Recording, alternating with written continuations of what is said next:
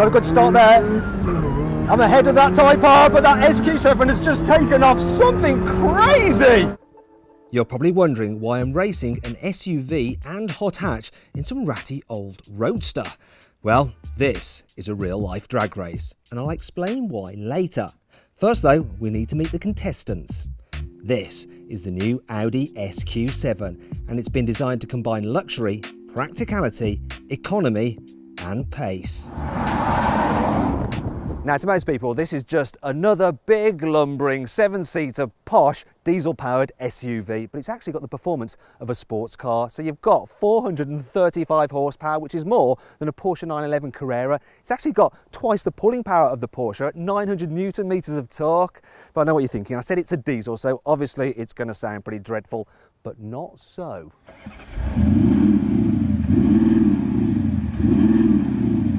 The SQ7 may weigh 2.3 tonnes, but it has a 4-litre V8 diesel with 2 turbos. These are powered by exhaust gases, but to fill in the gap before they come on boost, there's also a third electric-powered turbo. The result? Instant thrust when you put your foot down.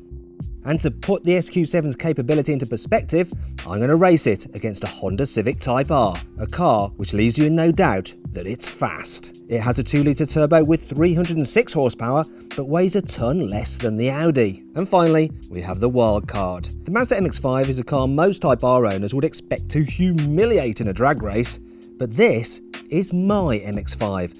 And I fitted a supercharger to its 1.8-litre engine for around 200 rear-wheel horsepower. Could it also give the Type R a surprise? Well, this has to be the most unusual drag race I've ever done. A bunch of random cars lined up to see which is fastest.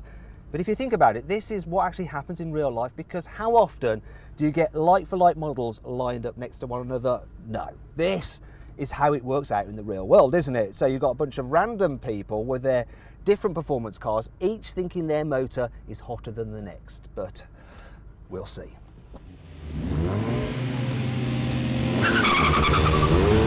Got a good start there.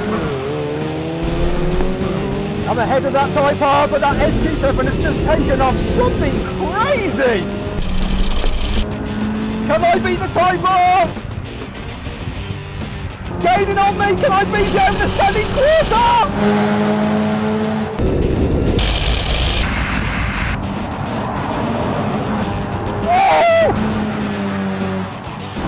Oh!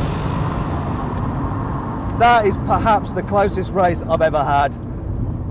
Clear winner, the Audi. Destroyed everyone. Me and the Type R were neck and neck, but I think, it's going to be a photo finish at the end. Well, even that's too close to call. So, over to you guys. Click on the poll in the top right-hand corner of the screen to vote which you think crossed the line first, the Mazda or Honda. There's no dispute about the winner though, is there? The SQ7 destroyed the other cars.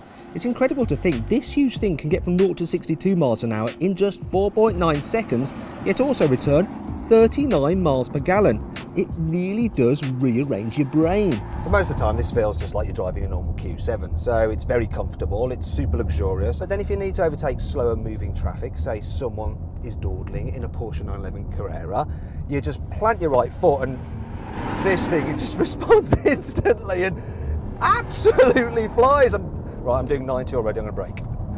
Okay, yeah, I mean, it is just so super fast, this thing. I mean, you've got to beg the question, do you really need this car? It's £70,000 basic. This is 95 grand with options. Do you need this car? Probably not. Do you want it? Yes, very much. I want it very much. Because it can do this! If you enjoyed this video, please like it, share it and subscribe to our channel. And if you click over there, you can watch our review of the Honda Civic Type R and our mega Audi drag race. If you're wondering what the Easter egg was in this video, it's this black eye I've got. You see, I just fell so hard for the SQ7. Actually, I tripped and face planted.